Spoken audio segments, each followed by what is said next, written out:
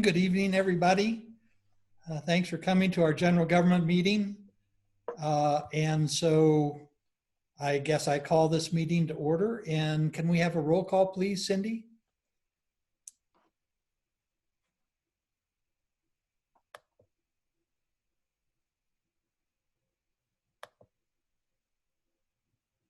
Maybe.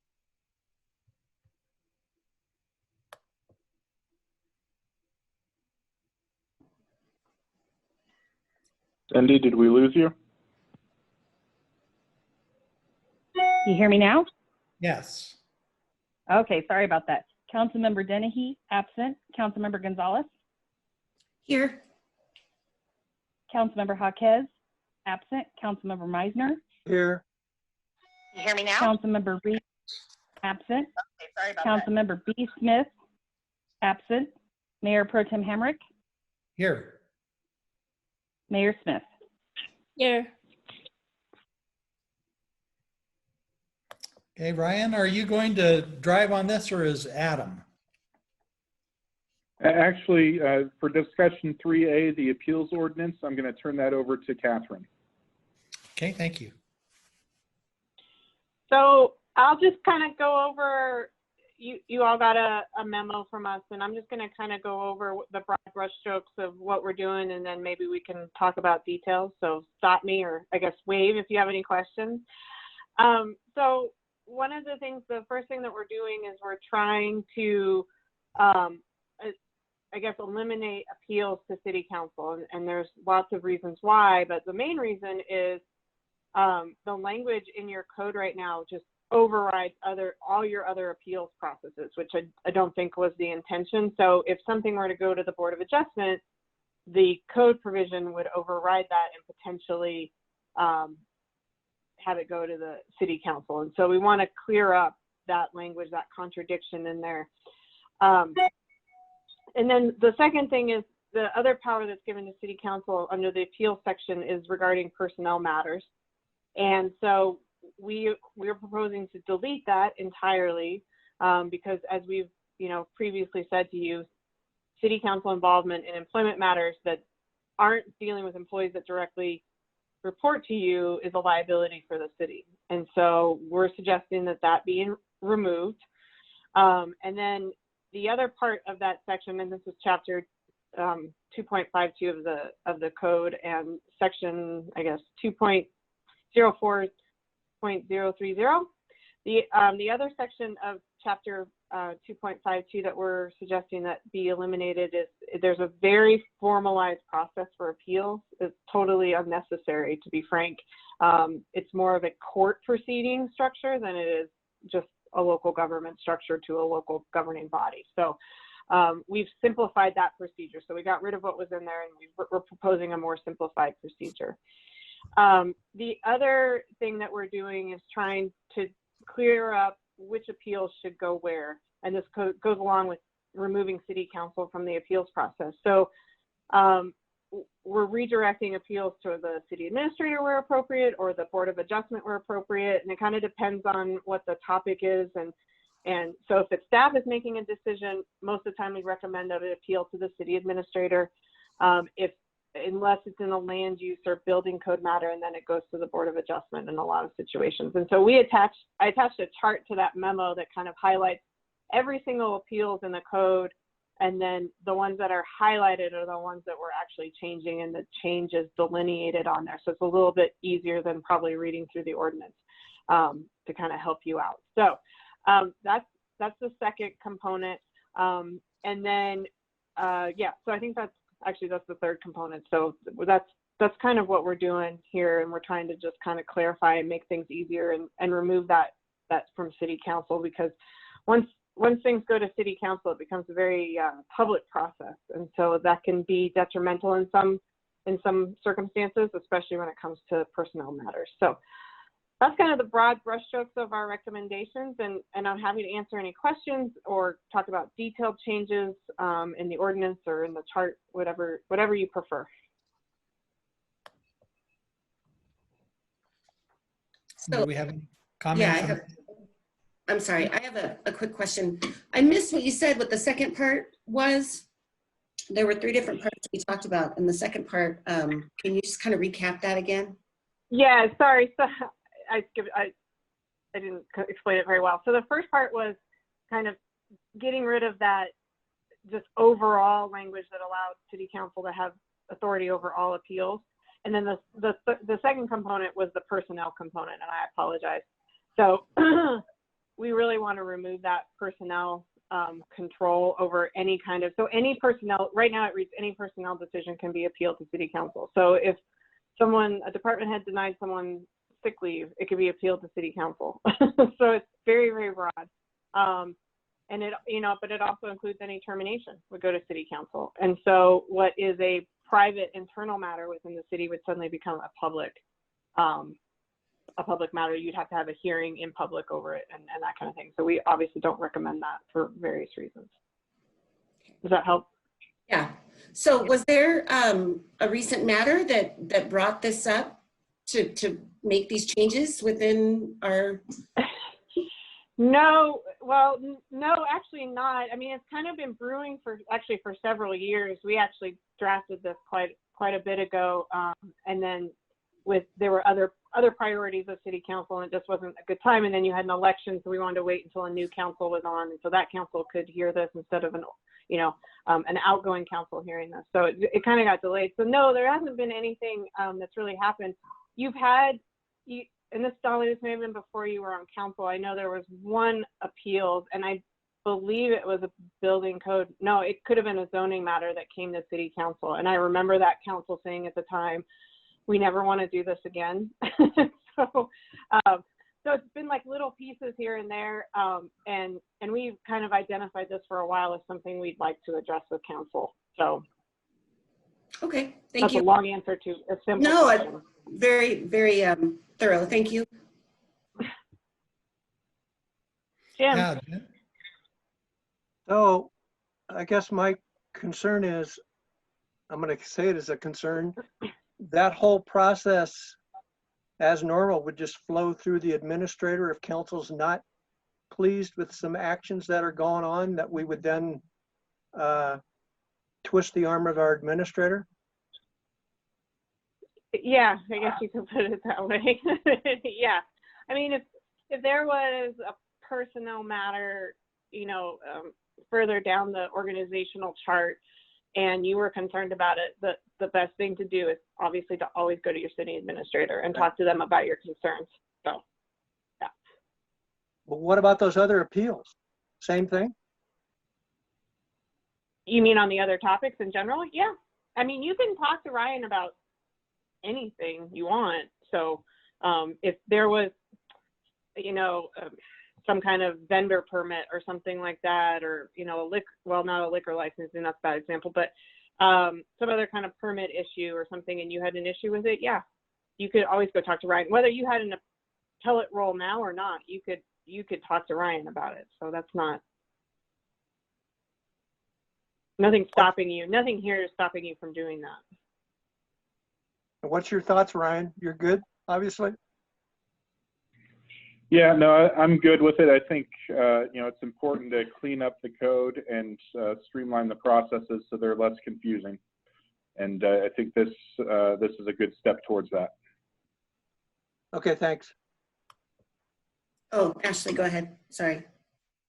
No, I have a question because I don't actually have the ordinance in my packet, so I wasn't able to read over it. Oh, so, I'm sorry. So the appeals, if there was an employment appeal or another appeal, it would no longer go to city council. Who does it go to? Ryan's the one? Yeah, it would go to Ryan. And if Ryan were the initial one to take the action, there would be no appeal.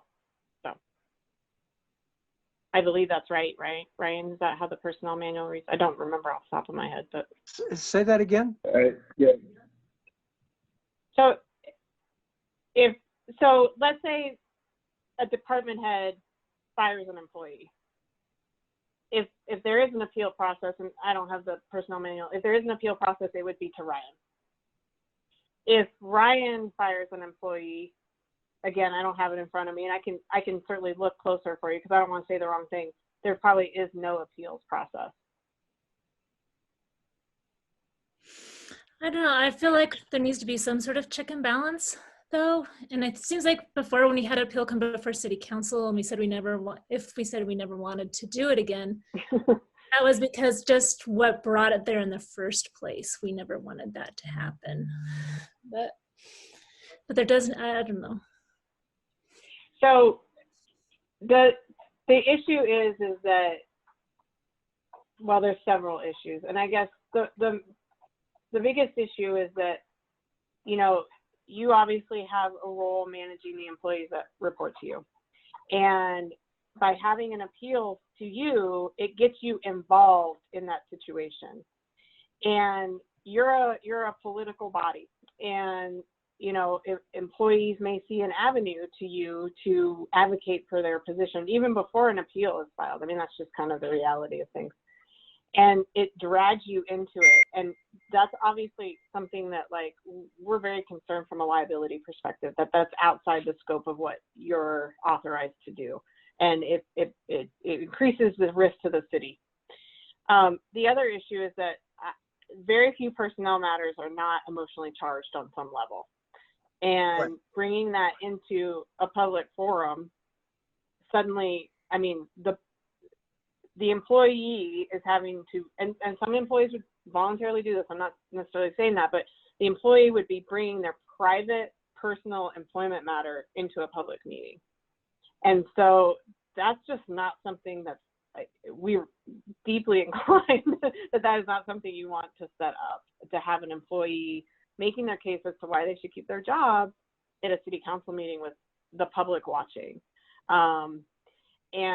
And so that's just another reason not to have it happen, not to have it set up like that. And so, and I understand that you want to understand what's going on and be involved, and I totally get where you're coming from, but it's, in our opinion, the liability is too great, and it's just, it won't lead to a good situation. I've actually sat through some of them when I've had an appeal to city council, and it was awful. The public attended, they wanted to make public comment as to whether someone should keep their job.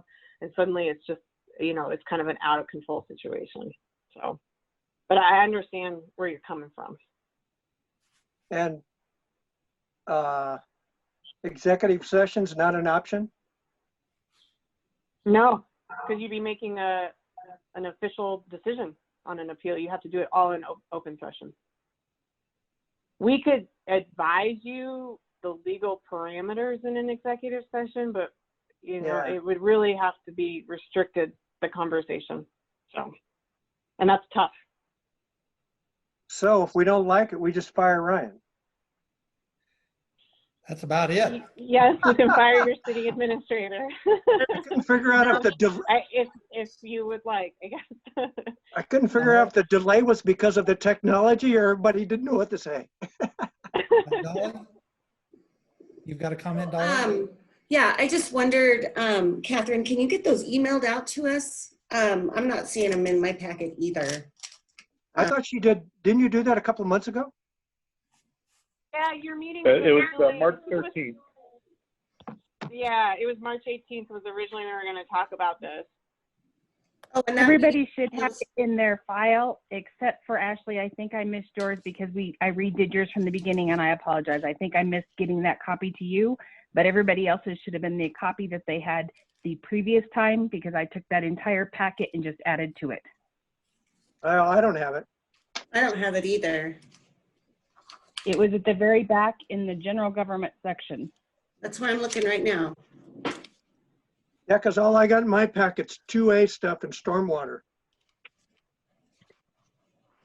We can resend those out to everybody so you have them before we bring it to council.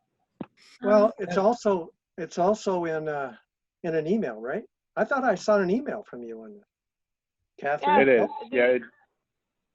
This is deeply, deeply buried. Yeah, I haven't seen it. We should have an email, but it's not in our packets. Yeah, it's not. So when are we looking to bring this to a vote?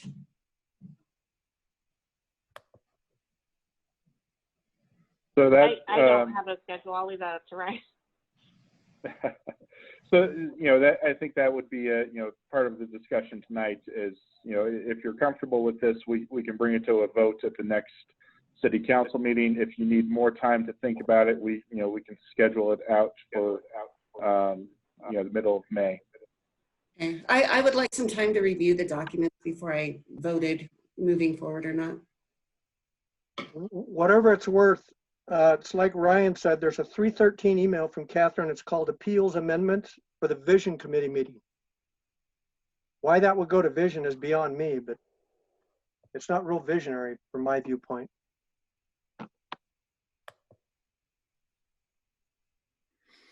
So we've got, basically, Dolly, you would like to have some more time to take a look at it. If we wanted to schedule it, Ryan, when do you think we might schedule it? So looking at the calendar, we could schedule it for the first meeting in May. That's about a month out. So that would be May 4th. Would that be enough time, Dolly, for you to be able to take a good look at it?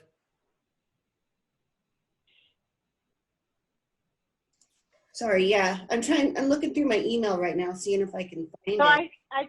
I just resent it to everybody. So Oh, perfect. hopefully it'll soon be at the top of your email. Okay. So yeah, there it is. Yes, that would be fine. And in the meantime, I can address the mayor's questions regarding the appeals process within the personnel manual. So you have that information as well to consider.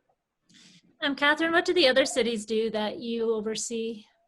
What are their processes? I'd say they're much closer to what we're recommending to you. The clients that I represent do not have appeals to city council, except if a lower body has made a decision, such as like in your code, the historic preservation makes a decision, the appeal is to city council. If the planning commission makes a decision, the appeal is to city council. And so it's only if a lower body is making a decision does it go to city council. Typically that's what we recommend. That's what our other clients do. I strongly try to keep out any type of a personnel matter going to a public body. So, and to be honest, a lot of our clients don't necessarily have appeals processes in their personnel manuals either. The decision is what the decision is. That's a kind of a matter of policy for the entity itself. So.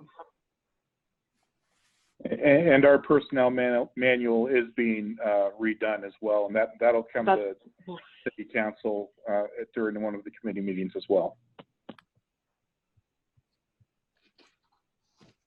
Well, I don't like it, but I understand it. I mean, it is what it is. From my perspective, I think that there's a couple of different issues here. One of them is the personnel matter, and it seems to me that receiving legal advice from our attorney to limit our liability is certainly worth listening to. The buck has to stop somewhere. Personal matters, it's probably appropriate for that to stop with Ryan. And it's probably not appropriate that for everything to be appealed to city council. But that's a discussion we can have when we get this scheduled, which I think, in my view, maybe we just do a thumbs up here, is what we should do is just go ahead and schedule it and then, talk about it during a regular city council meeting and take an action. I'm okay moving forward to May 4th for further discussion. Can I give a half a thumb? Thumb sideways. There you go. Thanks. We have to. So, but if you have any questions in the interim, obviously don't hesitate to ask them. So. All right.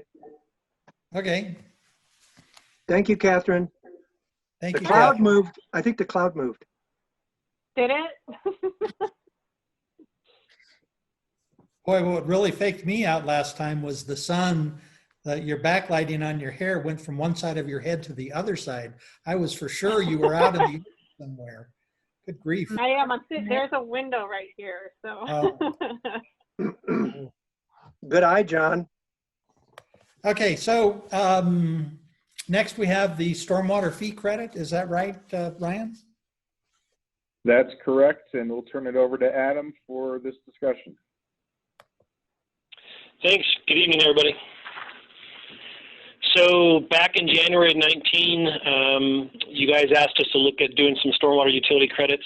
When we brought it back to you for consideration, it was decided at that time not to move forward. And that was in March of last year. And then recently you guys have asked us to take a look at it again. So we do not currently offer any credits on stormwater fees except for residential properties occupied by mobility impaired persons who have had to install additional concrete for their mobility.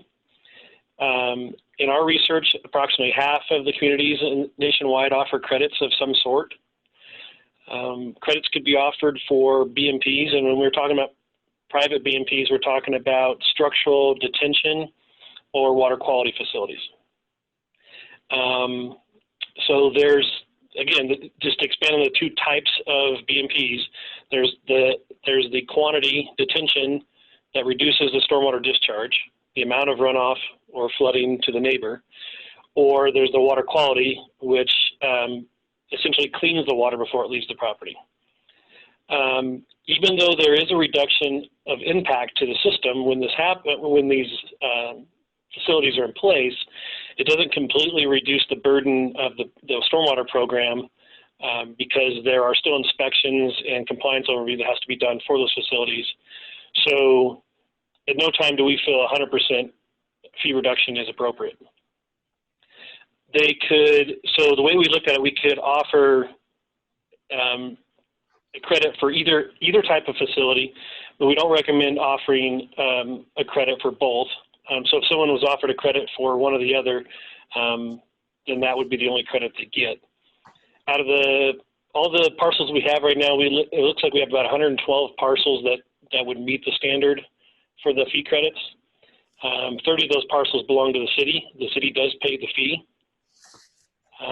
And again, we looked at different weights and options, and if you want to move forward, that would probably be the next thing we bring to you for credit and how that structure looks. But essentially, for every 10% of credit that we offer, basically results in a $30,000 shortfall of the budget, which then would have to be adjusted to the balance of the ratepayers to maintain the budget. So in your packets, we included basically the policy that we came up with last time. I spoke with Tammy in finance a little bit. We tweaked it a little bit. The last one we brought forward was requiring the applicants to apply annually, and we didn't see any merit to that, and it didn't make sense. So that's the big change. If you saw this policy before, the big change is we eliminated that requirement. So we have that policy. It talks about the two different types of credits I just mentioned and how they apply. These are for private facilities, and they do not apply to residential properties with one exception. The exception would be there are some private regional facilities that individuals pay into the maintenance of those and also pay a stormwater fee through their HOA. And so we have a process in there, that's section 4 of the policy, where a good example is Wolf Park. They own and maintain their own detention ponds. And each individual lot or parcel owner pays the HOA to maintain, but then they also pay their stormwater fee. So those individual residential property owners would be able to apply for credit under the umbrella of their HOA taking care of the regional facility. And then we created a credit application. And then there are basically two requirements that they would have to fulfill in order to qualify, other than having the facility itself. They would have to sign a maintenance agreement with us. We have in our code the requirement for them to take care of these facilities anyway. But what we have found is that as these properties transfer, oftentimes the property owners are not aware that they have these facilities. Some of these facilities are fairly passive and even hard to tell that they even exist at times.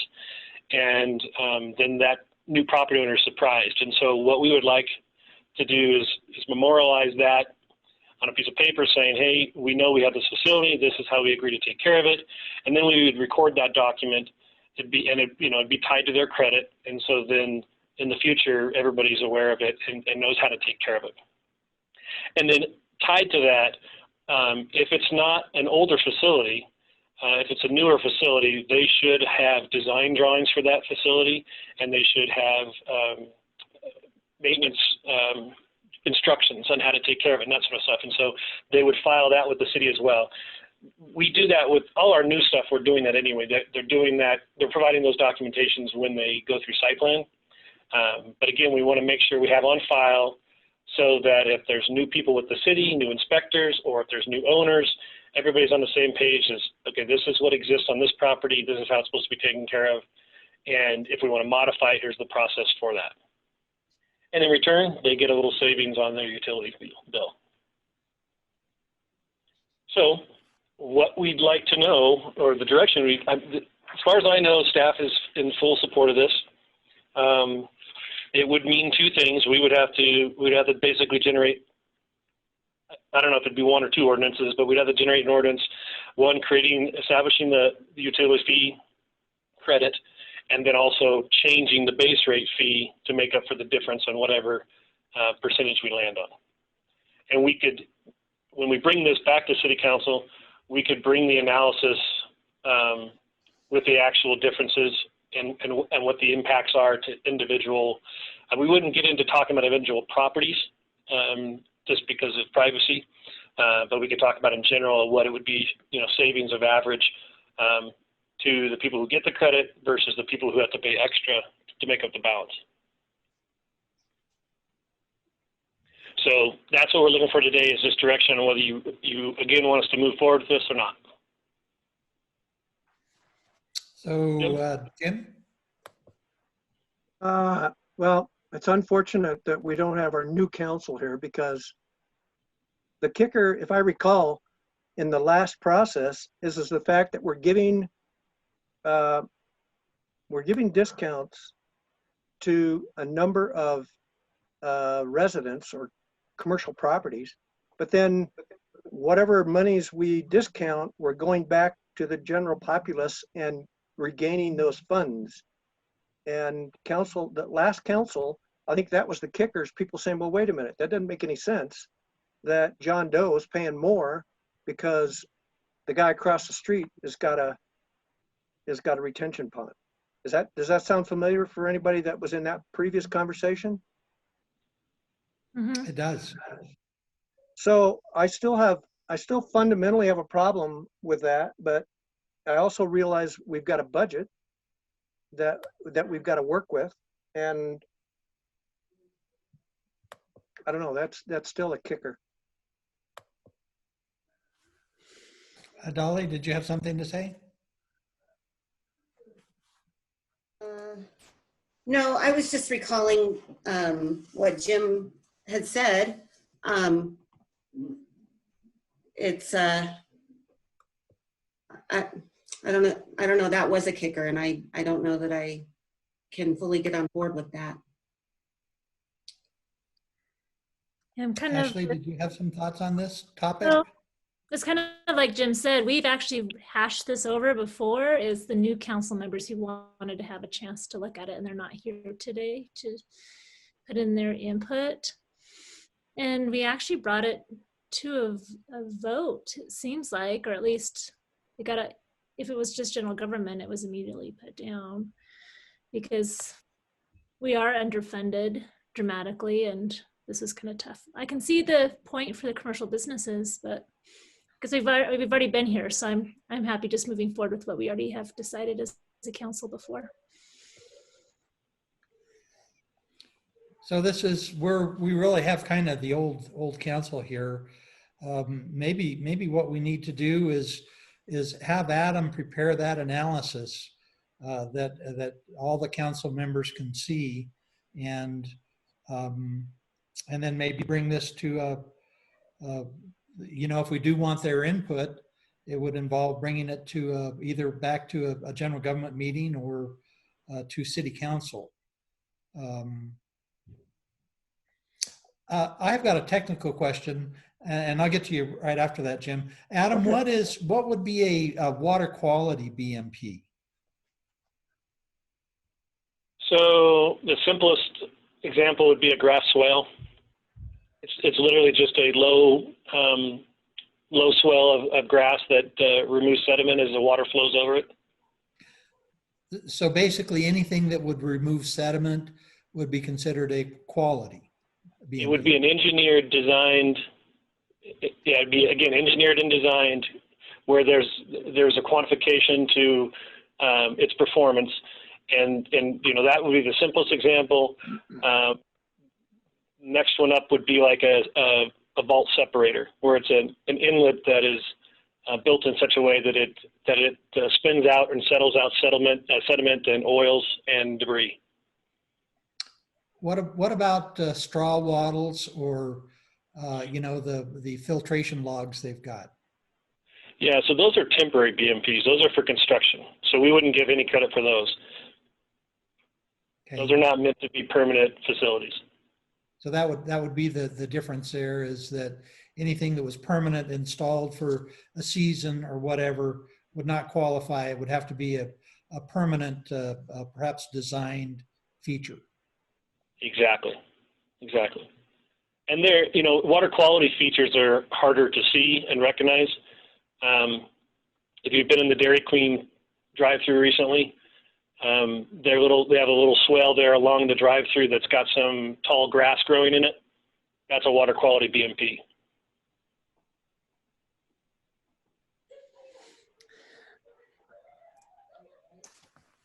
And there's 112 parcels, including those owned by the city, 30 owned by the city, I guess, right? Correct. John, there's a question from Facebook that we probably need to address at some point. It's mostly on topic, somewhat. Would you read that? I'm have technical difficulties in getting to that. Okay, it says, what stormwater improvements have been or will be completed this year? And Adam, do you want to go ahead and take that one on? Can we Sure. defer that to the discussion on capital projects? Sure. Oh, yeah, we are going to discuss that right now. Because it includes all that stuff, right, Adam? That's right. That's true.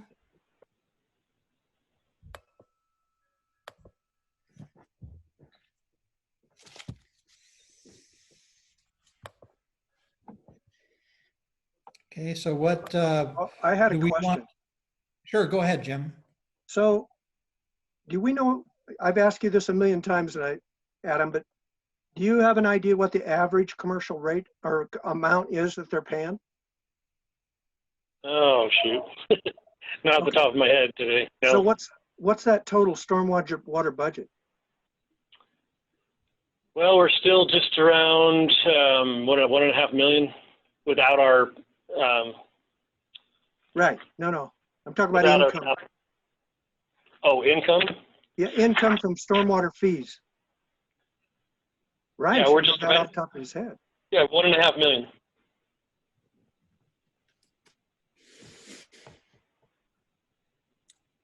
So I'm still at my point. We've been we've done this. We've been here. We've talked about this before. I'm ready to move on from this topic, unless the new members give them an opportunity. And if they want to still see this to come forward, then encourage them to talk to Ryan. And if it means a lot to them, have it put back on a general government meeting agenda. Go ahead, Jim. Well, the bottom line is everybody has to pay stormwater, and those people that have larger lots are paying more, and that's their concern. If they've got a larger lot and they're and they're reducing the runoff, I think those people should be, lack of a better term, rewarded for that. And that may in fact mean that the rest of the body pays more, but there needs to be some incentive or some reward for those people. It just doesn't make sense for those commercial properties that have to have a BMP and they don't get anything for it. It just seems like that doesn't make any sense. Go ahead, Dolly. So, Adam, have we talked with the new grant writer to see if there's some kind of tax breaks or grant programs out there that help with this kind of funding? Maybe that's an option that can help make up the difference. Not that I know of, and I would be surprised if there was any type of perpetual funding, which is what this would require. It shouldn't be a one-time thing. This would be annual change. Yeah, so we have our grant writer looking for project-based grants, and that's typically the type of things that you find out there. This is more of an operational funding. It's as Adam said, it's more of an annual operating fund that it's generating. Yeah, go ahead, Jim. I think I don't know that we looked at it the last time, Adam, but it would be interesting to see that if we projected some discounts. And I guess the other thing is, as part of your formula, we need to decide what kind of discount, whether it looks like it's suggested at 10, but maybe if we did a projection at 10 and at 20, and then also showed us if we did those with I don't know, whatever your best guess is as to the number of properties that would do that, what kind of rate increase we would look at. And then we could look at apples and apples, I guess, and make a monetary decision. Make sense? Yeah, and like I said, we're prepared to do that if you want us to. We can do that. Well, I think that would help people make a decision in terms of how much of a change for me, example, am I going to pay, even though my grass is filtering out that mud that comes across there when we get stormwater. I don't get credit for it.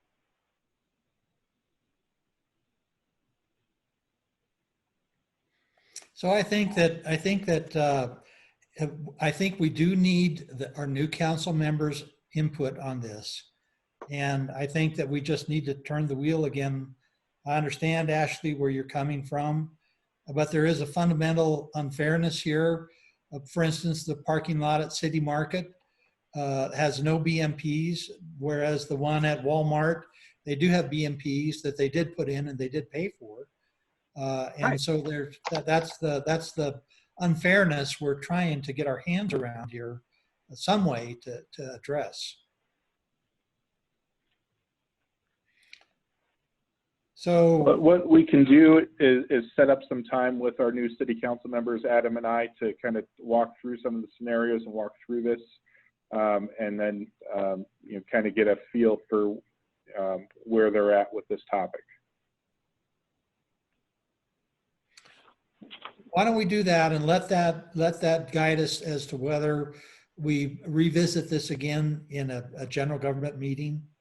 If they're all, opposed to this, let's drop it. I mean, we've already dropped it once. But if they want to see it, further discussion on it, then let's have it in a general government meeting, and then go from there. I think the comparison or projection would be worthwhile for everybody. Yeah, I think that would help make the decision process. And if you as panelists today, even as the older council, feel passionately about bringing it forward too, that obviously counts, as well as the needing to bring it forward to general government. And I don't want to discount that. It wouldn't be the first time we've brought things back. Yes. Okay, is that sufficient guidance, Ryan? Yeah, I think that's we'll take it from there and move forward. Okay. So I guess next is 2A Street Improvement Summary. Actually, yeah. So if you don't want me to go through it project by project, I don't need to. But before we get into 2A, I do have in the packet, I have a capital improvement project update, which includes more than just 2A. So it's just a projection on this year of what we planned on doing and what the timing was. Do you want me to go through that, or do you just want to refer to the packet for that information? For the capital, well, I guess my question is, because of COVID, I thought we put in a pause on most of our capital improvement projects right now until we know what the fallout is. So are these something we would do if funding did come available? Right. So, I mean, good point. So, you know, this is how we've laid out the year before COVID, and you know, some of these projects will happen regardless, just because of their funding is different. Primarily, the stuff that we would look at in cutting would be the things that are related, obviously, to sales tax and general fund. But we know, even with the first 2A project, which is 9th Street, which entails our first 2A project. So, and we don't anticipate using our entire 2A budget for that. So we plan on analyzing what that looks like after our bid opens in a week, and projecting out those impacts that we think that may happen. And it may be the only 2A street that we do this year because of that. However, we're confident that we'll have enough money to do that project at least.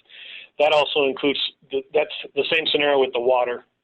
Even if water usage was down for some reason, what we anticipate spending on 9th Street isn't the entire budget, so we feel comfortable with that. And obviously our stormwater money is the borrowed money that's in the bank that has to be spent, so there's no impact of COVID on that. So the biggest project we have coming out the door right away is 9th Street. And hopefully we're going to be talking about that in May as far as awarding it if we get some good bids. Then also the quality of life projects, those are grant funded projects, federal and state dollars. No threat there as far as those monies coming in. They've given us no indication whatsoever that there's any impact of those. So those projects will continue.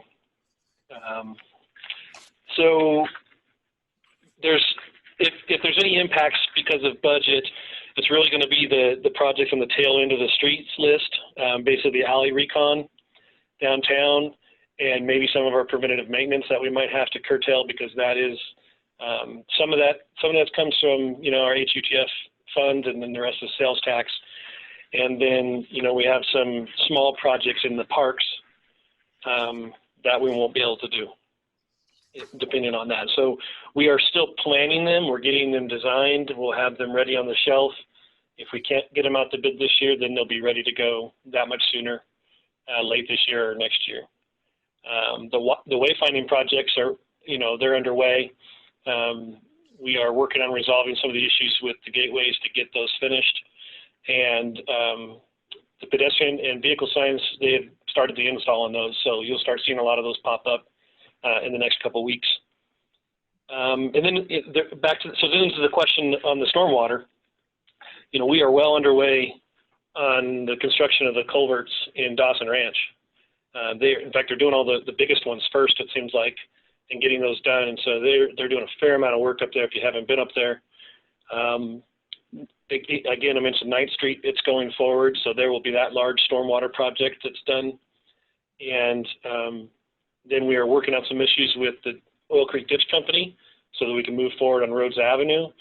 And we are at 30% design for both that project and the WPA channel. They're south of 15th Street to Vine. So the stormwater projects are, you know, they're underway. They are well into design if they're not in construction already. And next thing we're looking forward to is the bid for 9th Street. So unless there's any other questions on just the capital improvement projects, we can jump into 2A. Before we do that, I see Jim has a question, and I also want to point out that we did have a technical question, I think, on via the internet on stormwater rates, and I would suggest that we that when we discuss stormwater again and, you know, the possible fee reductions that we take that up at that time.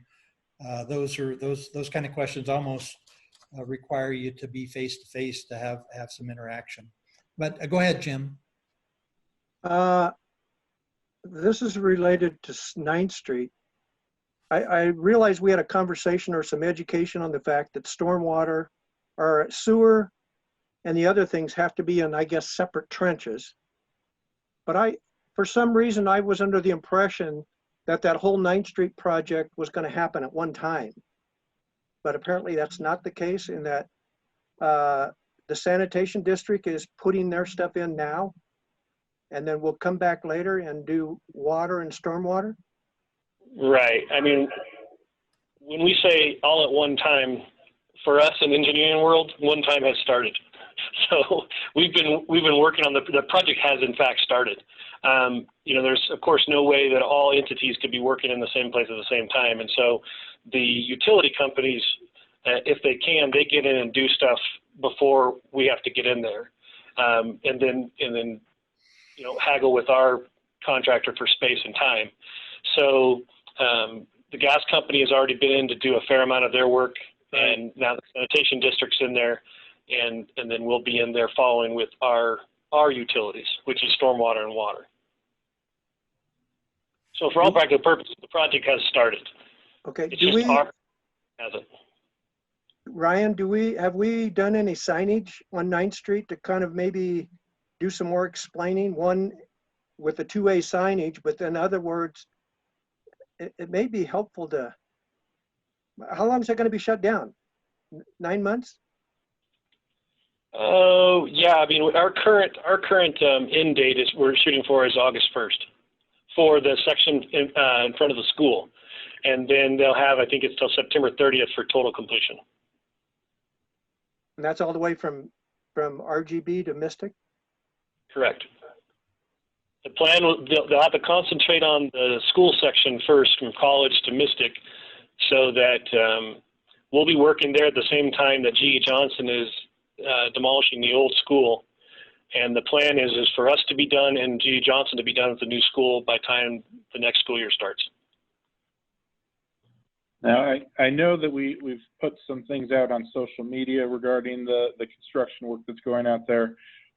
Adam, do we have some of those two-way signs or your tax dollars at work signs out there for 9th Street? We do. We can have those put up. Yep. Yeah, I guess that'll help. It's a mess. But, I mean, there's no way around it. Well, there is, but it's driving. Yeah. Ashley, go ahead. I can only see 4 of you at a time, so I have to kind of. That's okay. Sorry. It is a mess, but it's a happy mess. I think every time, you know, something about the road, you know, we spend money on anything like, well, why don't you fix the roads? What about 9th Street? Well, we are really fixing 9th Street this year. It's actually going to happen. And it's because, and this is a really good thing, we're cutting our budget drastically right now because of COVID and the lack of sales tax, but because the streets 2A has its own independent fund that cannot be touched by anything else and has to only be used for streets, we can still keep fixing our streets. Because stormwater is a totally independent, separate fund, we could still move forward on taking care of stormwater. And so I'm really happy that those basic fundamentals are being taken care of still. And I think even though it'll be a pain on 9th Street, there'll be a lot of celebration to finally get that section fixed. We'll point out that it's just from 9th to Mystic, and one of the reasons why is because it costs so much money to fix underneath the road, to put in all those sewer, you know, the water lines and the stormwater. We can't afford to go any farther than that. It was the stormwater fund that let us do 9th Street in the first place. But we could have used all of our stormwater bond just on 9th Street, but we felt we needed to divide it up around the city so everybody gets to have some improvements made.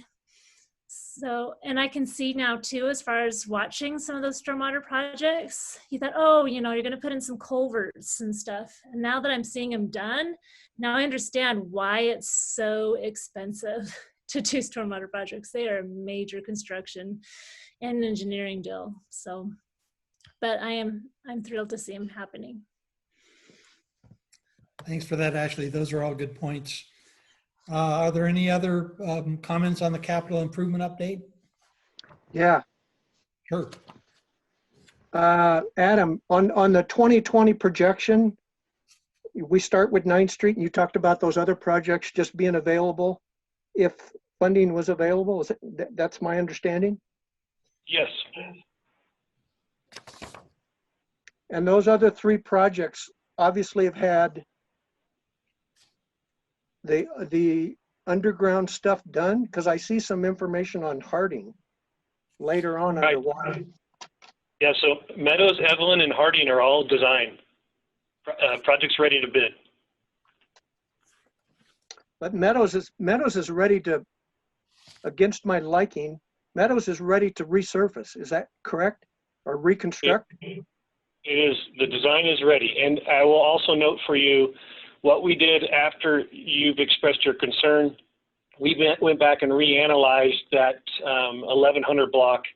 We had initially included it because they did replace the water line there, but the pavement is not, it's nowhere close to what's in the 1000 block. So we are going to go ahead and only patch the 1100 block with what the water department fund, and we are not going to rebuild that block. So we are only going to rebuild 1 block. So that'll essentially save, well, it'll save half the budget on that project that we originally planned. So Meadows now is only going to be from 10th to 11th. I appreciate that. Yeah, well, I guess that is a concession. Yeah, and we appreciate it too. It caused us to pause and go take a second look at it. All right, well, I appreciate you guys doing that.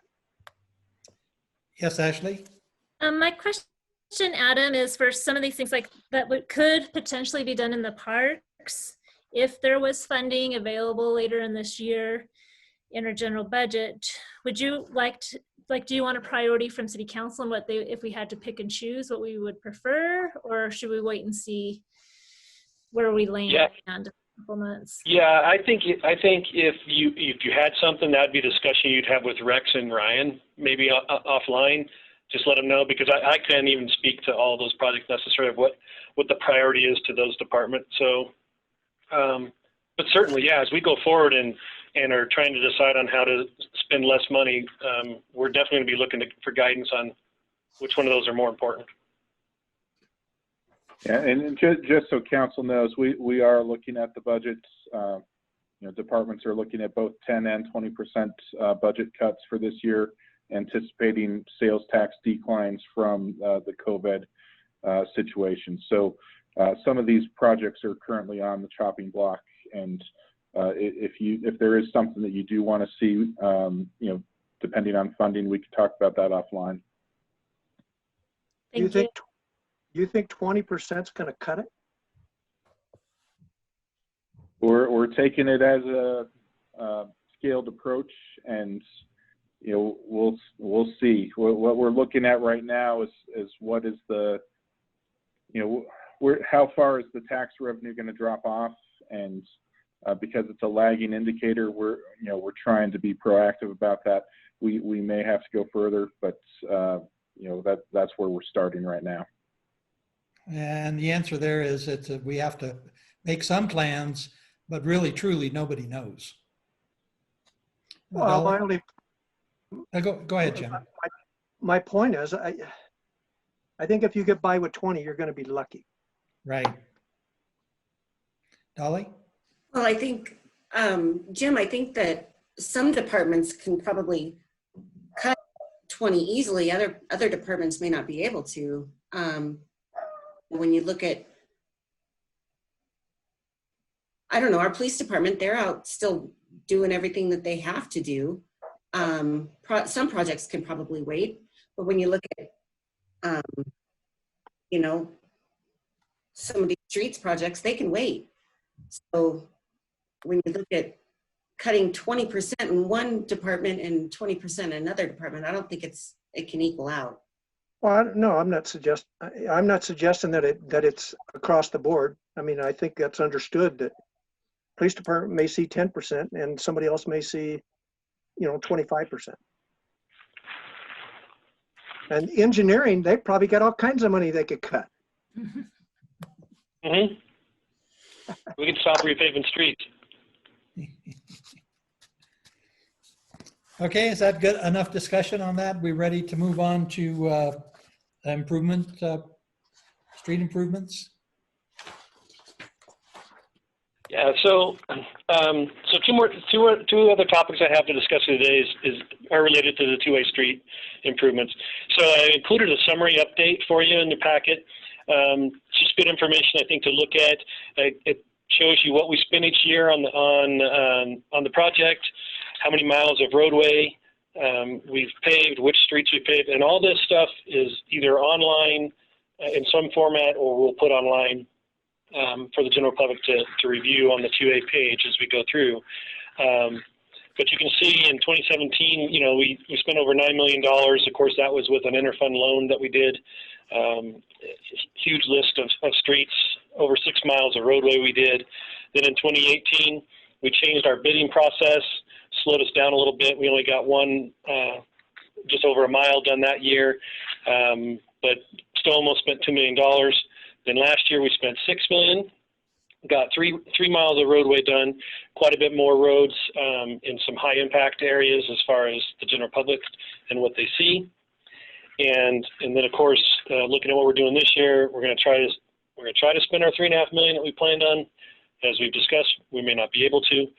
And then there's a page in here where it gives you the annual cost comparisons, and it gives you a cost comparison by year and by contractor, basically a cost per square yard and the cost per mile, because obviously each of the roads we do is different. They're different widths and different types of roadway. So we're also looking to add to this in the future a breakdown in tons of asphalt. So you'll have that comparison as well. But you'll see that through the years that we've been doing this, it's been pretty stable as far as the pricing. When you see the higher unit pricing, that's usually for streets that had curb and gutter also. So those are those streets that we had to do some extra drainage work, had to replace curb and gutter that was bad, that would affect the new asphalt, and or had to put in handicap ramps. So that's where you'll see, when you see the big differences in, you know, anywhere from $60 to $90 a square yard, up to $120 to $150 a square yard. That's the difference you see there if you're looking at that. It also shows you, you know, the year when we did the design build versus the design bid build. So again, just some fun cost information to look at and kind of see how we're doing. It's good to check to see we're still on track, and it seems to be working. So that being said, I want to jump in. If there's no questions on kind of the summary, looks like maybe Jim's got something. Yeah, I do. If that's okay, John. Sure. I think the cost comparison sheet, maybe because I'm numbers, I like the best. But in terms of what you just mentioned, that some of those particular streets have additional costs, such as curb and gutter and ramps and what have you. Maybe if you could add a line that just had, I don't know, additional amenities or additional costs, and just put a note in there that included curb and gutter or what have you, that would help guys like me just look at it and say, oh, okay, that maybe makes sense as to why it's another $1,000 a square foot or something. Is that possible? Okay. Yeah, we can do that. No problem. And I like that cost comparison sheet. When you look at that from an engineering perspective and with a dollar in mind, what's your 30-second synopsis of that comparison sheet? That it's stable, that we don't have any, there's no craziness in there in bidding. You know, that's what we're always looking for, is trends, and if someone's coming in and lowballing something one year and then not coming the next year, that sort of stuff. That's my assessment. Is it's across the board. We've got some fair bidding happening. Seems to be consistent. Seems to be consistent from year to year, from bidder to bidder. Do you think that we're now establishing ourselves with some area contractors that we're going to have annual projects coming up so that they're looking for them? You know, it is crazy. So starting with last year, there was a huge influx of money, especially stormwater from the city of Colorado Springs and Street, and also in Pueblo County. And so we had a lot of competition last year. Most people were so busy, they couldn't get the work done that they had already bid. And so we were up against that. And the one thing we have not done consistently is, like, as I mentioned, we haven't bid it consistently the same. And our projects, because we are trying to hit the whole town, so to speak, and show the love and spread the peanut butter, every metaphor you can think of, we are diversifying our projects so much that it's kind of driving the contractors nuts a little bit, I think. We started out with the design build, then we went to the bid build, and the unique nature of each project site has kind of thrown them into a tailspin a little bit as far as, like, okay, who's going to be a good general project manager for this and who's not. What we've got a lot of feedback on this year is this 9th Street is a big job, and we knew that. And some of the locals are, they're fretting about getting to bond it. And so a few of them have talked about getting together possibly and bonding together. So that hasn't been an issue, because we're looking at a multi-million-dollar job instead of a $500,000 or a $1 million job, which is how we've kind of been bidding them since we went away from the design build. So this will be our biggest project, single project, since we started in 2017. So we've been kind of throwing them for a loop every year. Okay. So I don't know if I have a good answer for that. Thank you. So I have kind of a follow-up question. Adam, is there, from your perspective, is there, with all the variables that you're aware of in these different projects, is there any difference in bidding that jumps out at you from these numbers between the design build and the design bid build?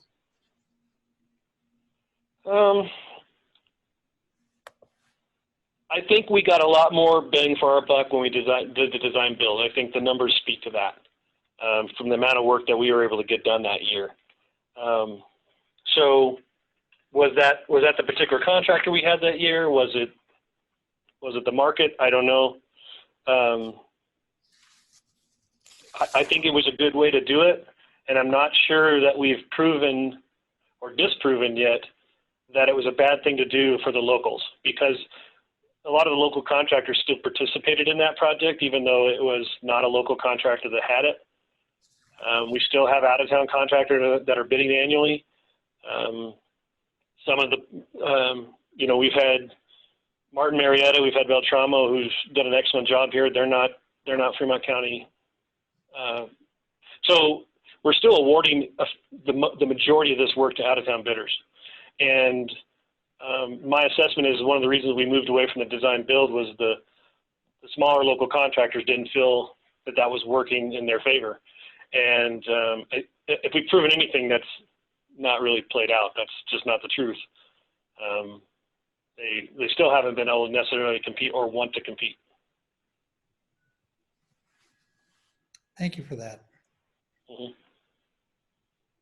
Adam and everybody else, I think as you have this cost comparison sheet, and in 5 years, that may give us an opportunity to reevaluate that process and say, our objective was to accomplish this, and we're not accomplishing it. And if we can save money by doing the other, it may make sense to move back. Okay. That's my opinion.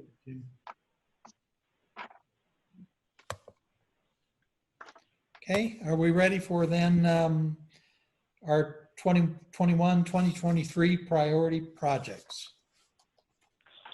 Okay, so just a little bit of background, and I understand that the new guys aren't here, but a little bit of background is when we started out this, when we scoped it for the voters, we focused on the major thoroughfares. Again, we wanted to do streets that the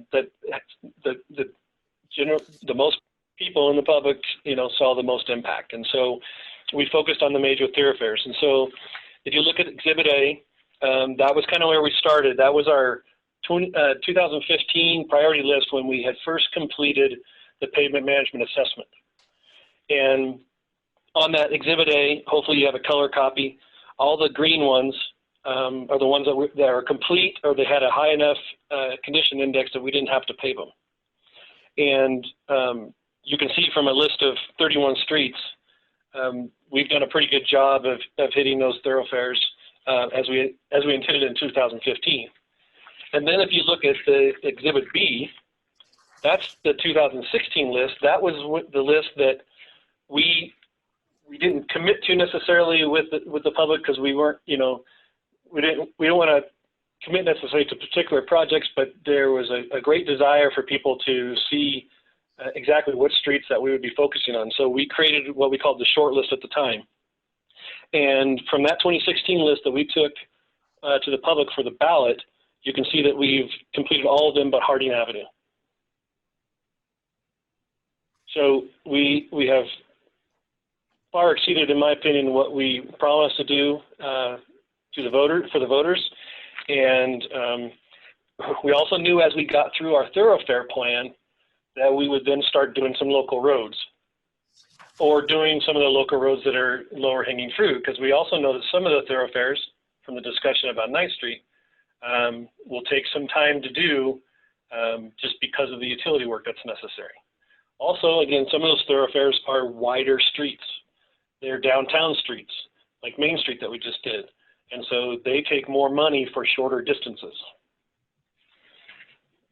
So we went through, and we knew that the utility companies are getting a little weary, because we hit this aggressively, and we've been aggressive ever since, with maybe the one exception of 2018.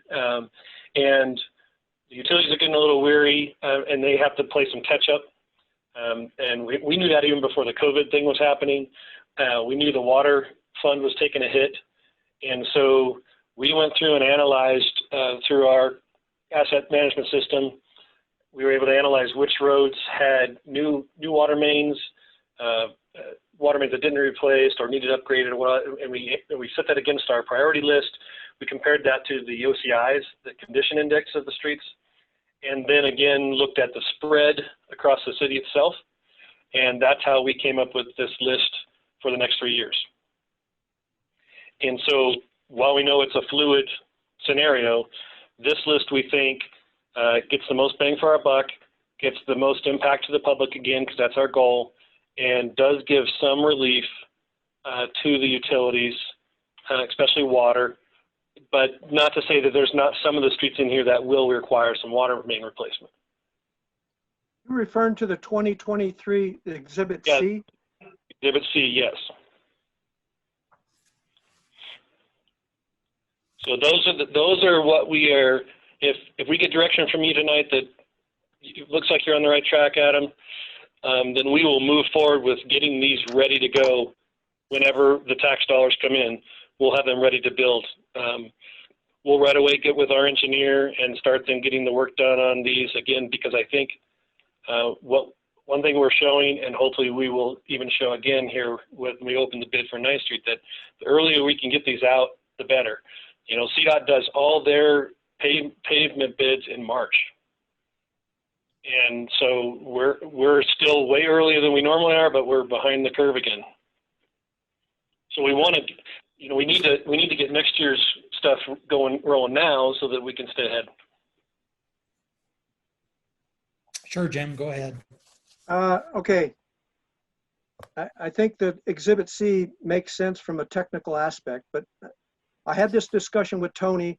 I don't know that I had it with Ryan, but I think one of the big problems we've got is we made the initial commitment with 2A that we're going to fix the utilities underlying first.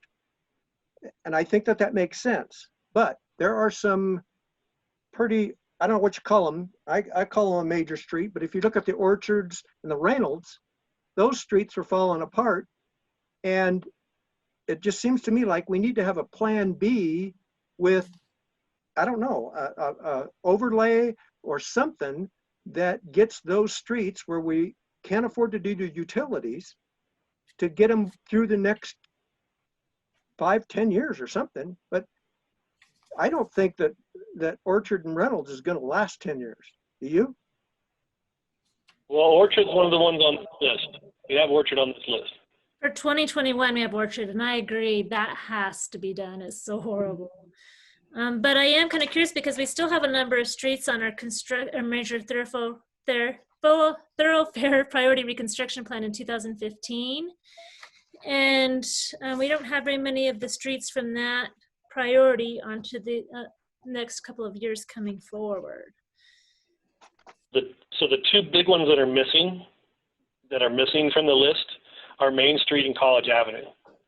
And Main Street are the remaining blocks that are more or less stalled because of council's decision to not do any further work on Main Street at this point in time. And so that's why those are not on any priority list, because we haven't received any direction that we yet want to move forward with our downtown project. And then College Avenue, that's essentially from 9th to 15th. It's got some major utility work to be done, similar to 9th Street. So the College Avenue that I have on the list here, on the priority list, is a terrible section. The traffic counts aren't as high, but it's a terrible section as far as pavement's concerned, and it's got brand new water main. You're talking 4th and 9th? Yes. So that's why it makes it to the top of the list. It's still a thoroughfare. It's still very poor pavement, zero OCI, but it's got a brand new water main in it. And very little, if no other utilities, because in that area, most of your other buried utilities are in the alley. In the alleys. Right. And so that's why that's a very good one to do. So I don't disagree with your assessment of, for example, Reynolds Avenue. You're absolutely on board. On board with that. Remember, we still have a number of years to do after this. This gets us through the next 3 years. We have another years left to do on this before it sunsets. And we also need, one of our goals for late this year is to get our 2A committee back together and start discussing what the next steps are before sunset. We don't want to wait till sunset. And in reality, I believe that some of the discussion on that sunset at the time when we go back to the voters is, we told them all along there was no way we're going to be able to redo all the streets with 10 years. It was impossible. Right. We had a 30-year plan. So, you know, that discussion is going to be, hey, look at how much we've done, but look at how much we still have to go. And there's going to be some of those bigger streets that are still on the list. And so it's going to be a challenge, but I think we can do it. But it's going to be a challenge of, you know, because people, they're going to only want to see the negatives. They're going to want to see the one road that we didn't fix. Right. And we're just going to have to keep redirecting to all that we are doing, which is why, you know, one of the reasons we put together all this summary and kind of this update so that people can see, yeah, we're doing something with the money. We're not just sitting on our hands. Dolly? So I think this is a great start. I like how this is mapped out. How this isn't something that needs to come to a vote, right? You just need direction to get started, right? Adam? Yeah, we're just looking to see that everyone else is on board. Again, because these are technical decisions, and I wouldn't even say, I mean, other than some of the major streets that we're discussing here, I wouldn't even say that we're not locked into this list, because there may be, you know, for example, the gas company's in the middle of their steel line replacement program that they have for 5 years, and we're working with them on that.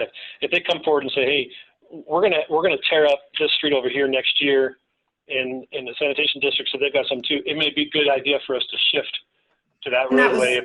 That was my next question, was how likely do you think this list will change in the next year or two? For 21, I wouldn't want it to change much at all, because we want to start planning those. But into 22, 23, we're going to be a little more flexible, obviously. Okay. All right. It's a good start. Thank you. What's your question?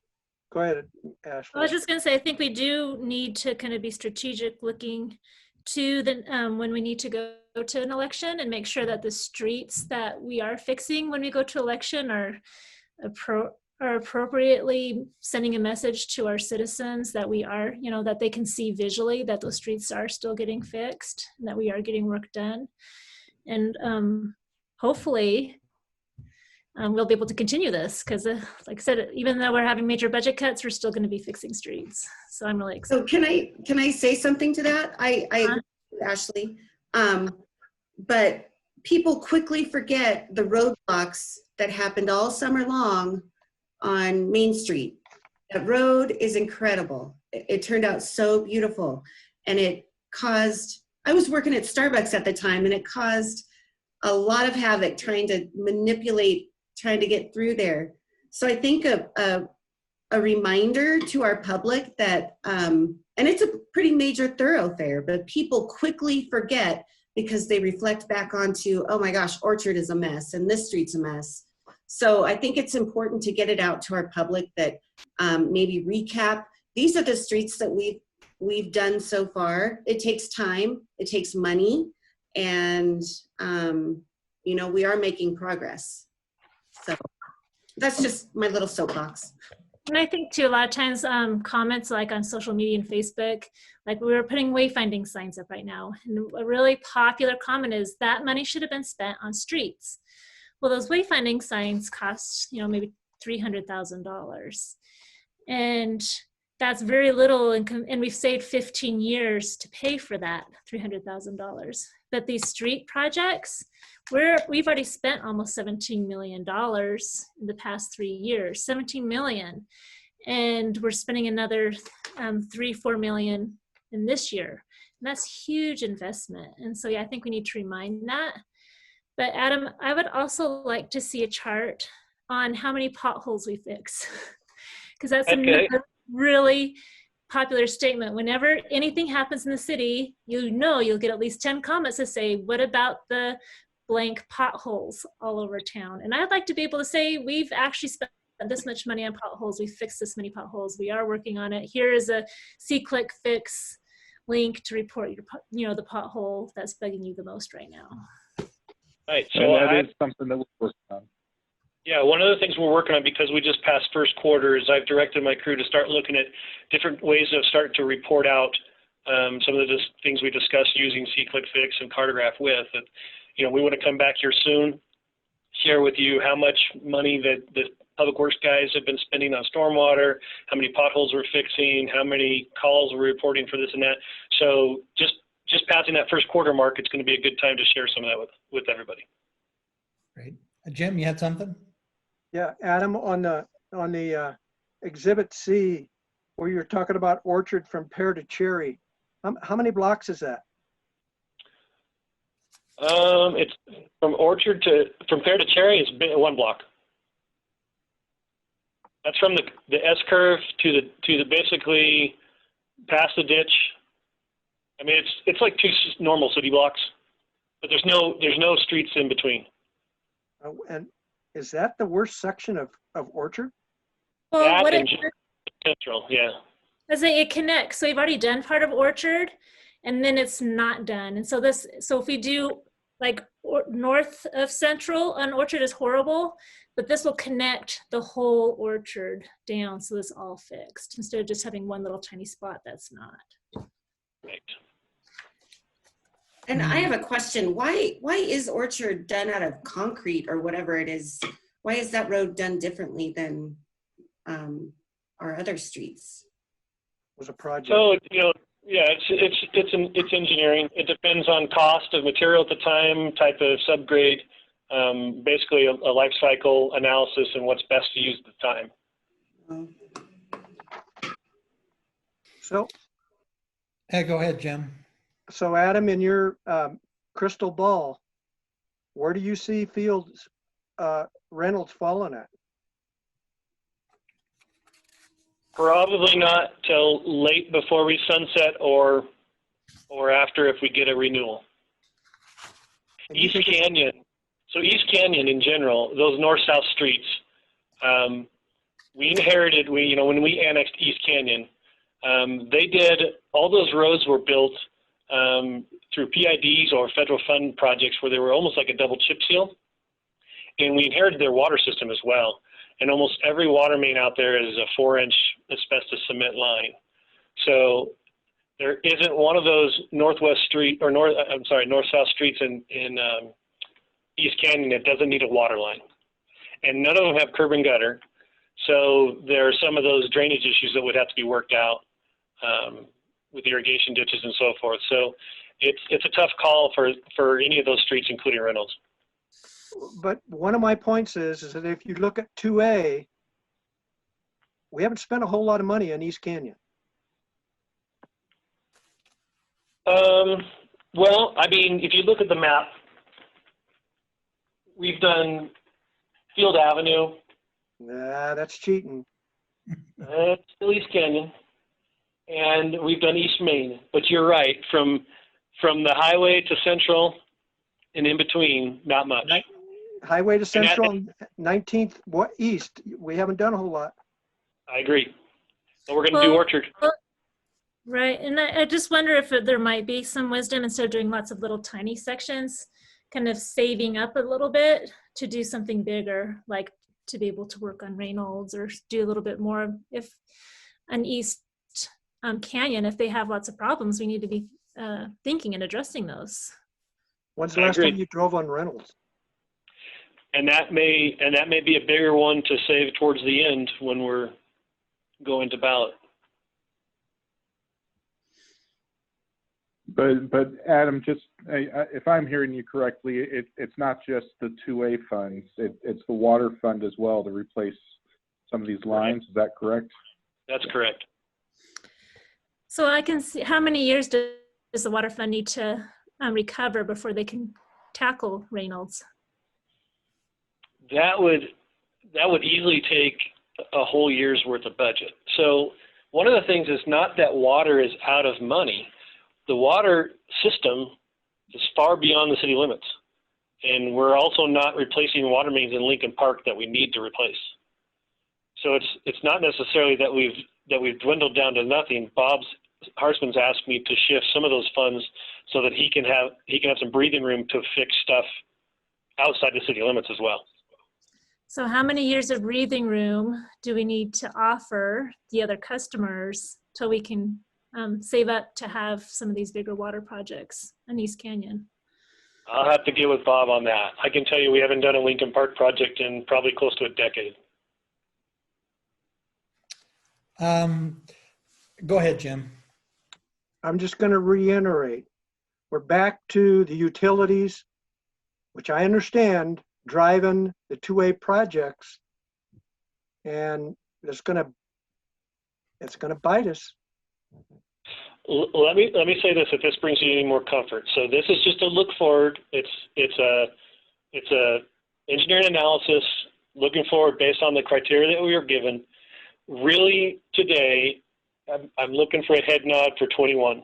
If you're good with 21, we're going to have the same discussion again at the end of this year and at the beginning of next.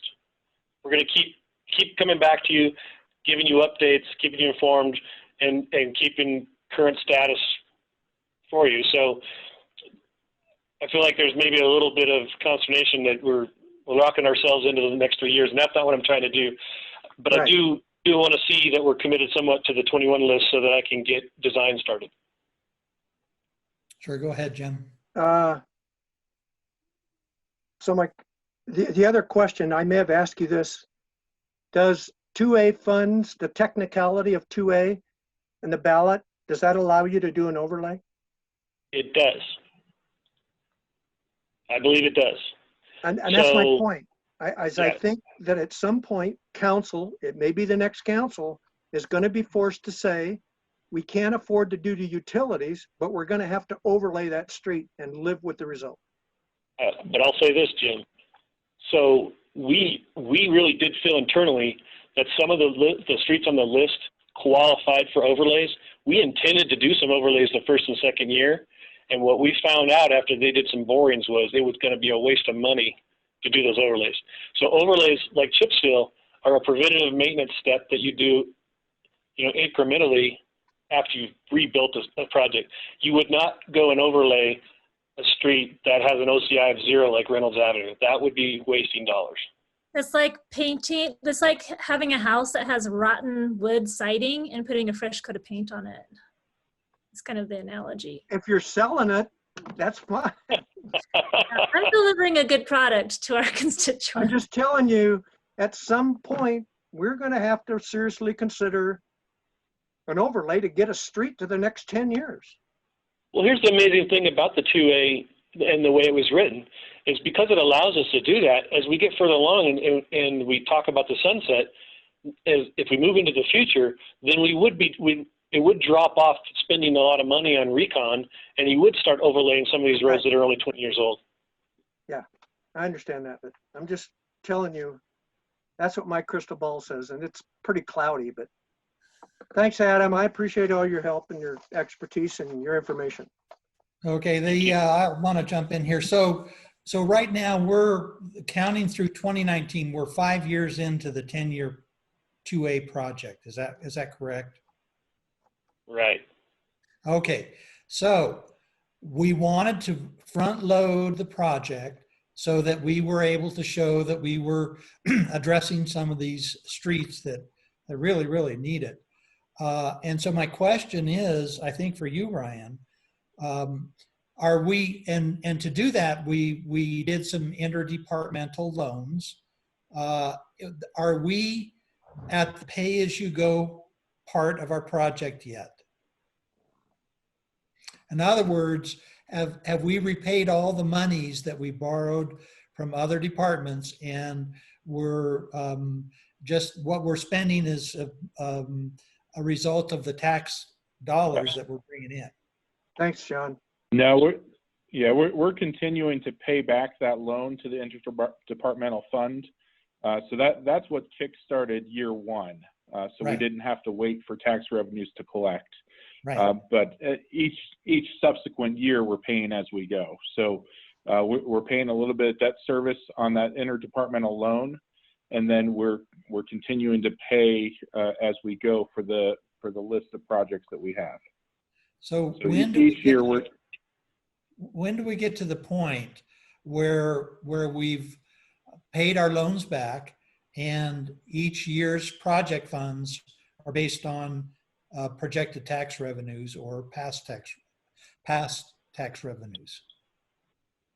Yeah, I would have to double check, but I believe that interdepartmental loan was over the full 10 years. Was that not correct, Adam?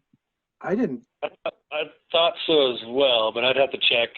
I thought Keep in not. mind, We could double check on that. yeah, well, that's a very good question, and it's something else we could add to the data that we're sharing with you. So that's a good question. It looks like, yeah, I mean, I'm looking at the budget book right now, and it's got debt service for this year being paid. So I think that's an important metric for us to be able to talk about with the public. We get the 2A committee back together again. I think that's going to be important for them to know what, where exactly we are, and for the voting public to know exactly where we are in terms of, you know, what we have taken in, what we borrowed, and what we project we can spend.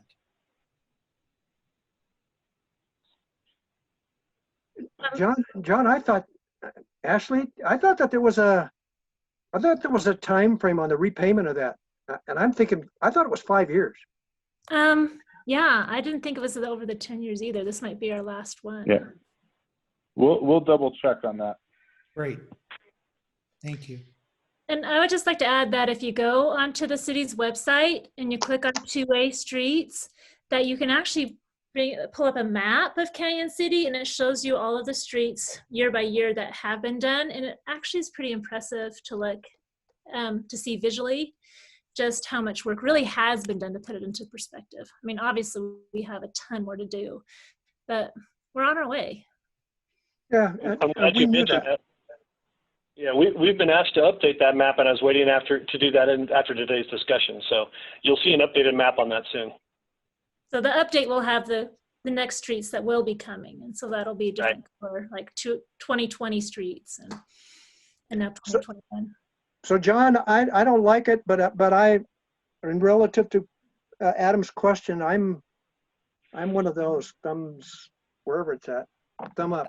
That's an up. I'm a thumbs up. How about you, Dolly? Thumbs up. Ashley? Yeah, let's get to building some more streets. Okay. Thank you, Adam. Do we have anything else? Nice on our work. agenda? I don't think so. I'm Okay. That's it for the. Yeah, I do want to make an announcement. We do have our Canyon City update for COVID tomorrow at 4 o'clock. It's Facebook Live on the Canyon City's Facebook page. And that will be with myself, Ryan Stevens as administrator, and Police Chief Harvey.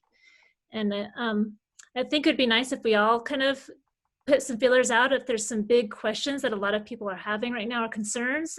We need to know what those are so that we can address those questions and concerns tomorrow at 4.